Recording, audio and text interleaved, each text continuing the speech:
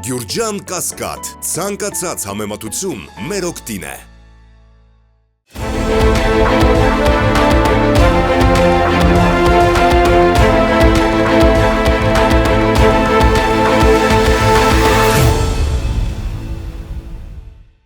Բարև ձեզ Մեդիա Հաբի հարգելի հետևորդներ,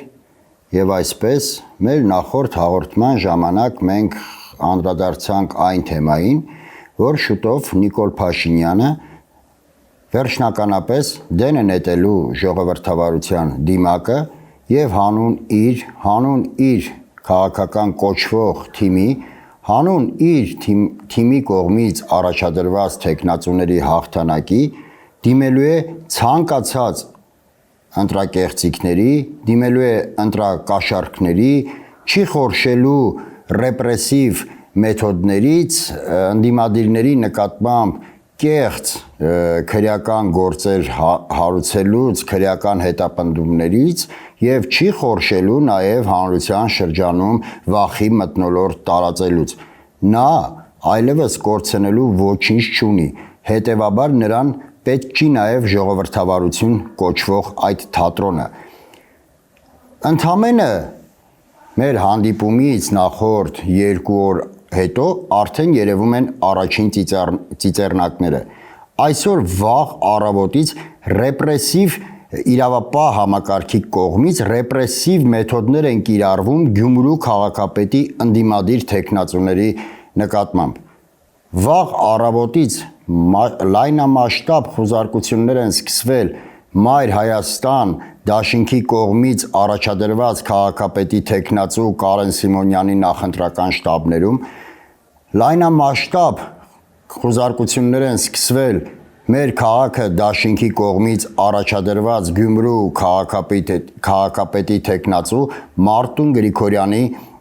նախընտրական շտաբերում եւ երկու տեղ էլ կատարվում են ինչ-ինչ քննչական գործողություններ։ Դրան գումարենք, որ օրեր առաջ քննչական կոմիտե էր հրավիրվել Գյումրու մեկ այլ ընդդիմադիր քաղաքապետի տեխնացու Ռուբեն Մխիթարյանը ինչ որ մի անհեթեթ պատճառաբանությամբ իբր առանց վարորդական վկայականի մեքենա է վարել։ Այս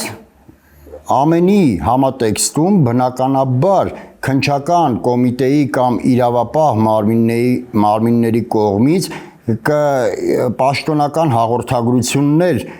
կտրվեն եւ կնշվեն ինչ-ինչ պատճառներ, որոնցով իբր պայմանավորված են այդ քննչական գործողությունները։ Սակայն այդ պաշտոնական հաղորդագրությունները որևէ նշանակություն չունեն, քանի որ նրանք ամբողջովին կեղծիք են։ Հետևաբար ինչ ուզես այդ հաղորդագրություններում կարող են նշել։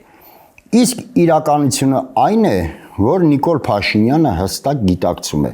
որ նա խորտակված է որպես իշխանություն, որ նա ամբողջովին սպառել է ժողովրդի վստահությունը, հանրության իրեն տրված քվեն։ Նա հստակ գիտակցում է, որ առանց ռեպրեսիվ մեթոդների, առանց ընտրակեղծիքների, առանց ընտրակաշառքների, ես ինչու եմ անդադար շեշտում ընտրակաշառքների մասին, որովհետև հեռու չէ այն օրը, որ Նիկոլ Փաշինյանը շատ ուղիղ բաժանելու է ընտրակաշառքներից առանց խորշելու իր նախկին ելույթներից։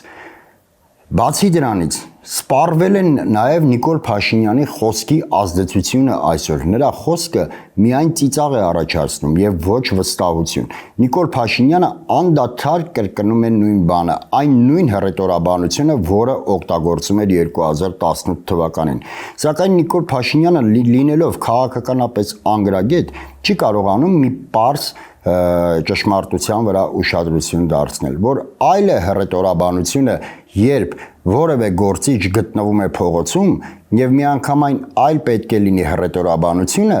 երբ որ այդ նույն գործիչը հայտնվում է վարչապետի աթոռին, որովհետև այն հռետորաբանությունը, որը գործում էր փողոցում, միանգամայն հակառակ ռեակցիան է տալիս, երբ որ դու արդեն ստանձնել ես շատ հստակ պատասխանատվություն որպես պետության ղեկավար։ Հետևաբար, օգտագործելով նույն հռետորաբանությունը, դու կորցնում ես արդեն վստահությունը նույնիսկ այն ընտրողների մոտ, որոնց մոտ ժամանակին այդ հռետորաբանությունը տալիս էր ցանկալի արդյունք։ Բայց անդրադառնանք Գյումրիում այսօր իրավապահ մարմինների կողմից իրականացվող բռնաճնշումներին ընդդիմադիր թեկնածուների հանդեպ։ Իհարկե, այդ բռնաճնշումները չեն տալու իրենց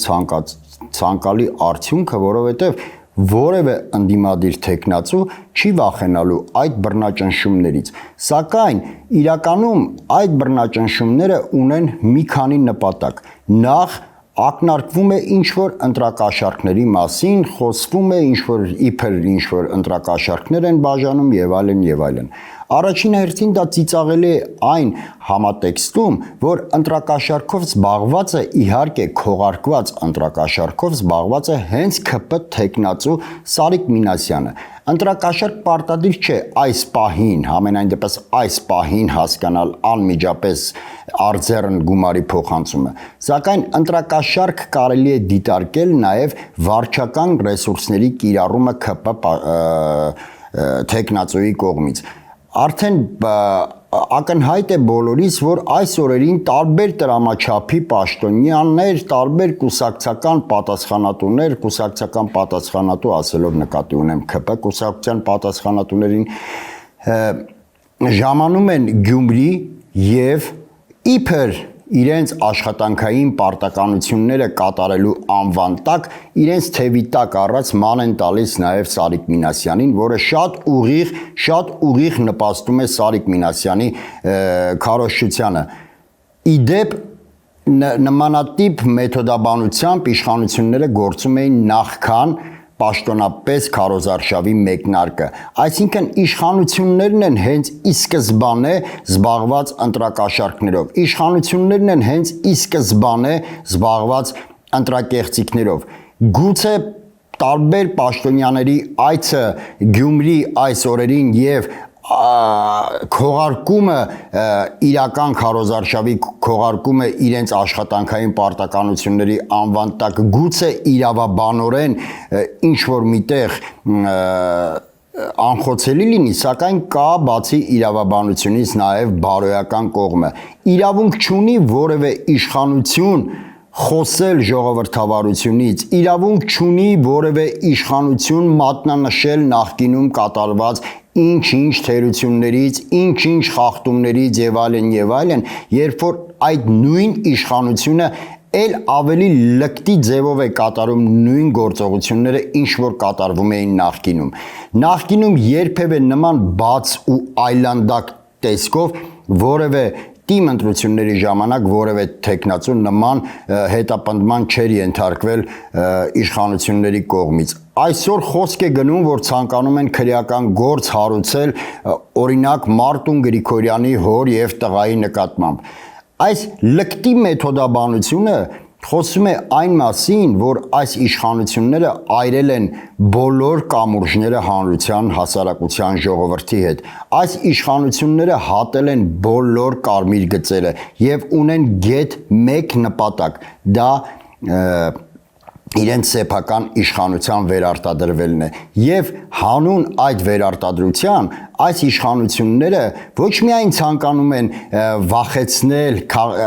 քրեական հետապնդման ենթարկել ընդդիմադիր թեկնածուներին, այլև ցանկանում են վախի մթնոլորտ սփռել ողջ հանրության վրա։ Նրանք պարզապես ժողովրդին ցանկանում են պահել սարսափի մթնոլորտում, որպեսզի այսօր այդ սարսափի միջոցով հասնելով Գյումրիում իրենց ցանկալի արդյունքին, վաղը նույն քայլերով եւ նույն գործողություններով, նույն մեթոդաբանությամբ գնան համապետական ընտրությունների, որովհետեւ այս իշխանությունները արդեն հստակ գիտակցում են, որ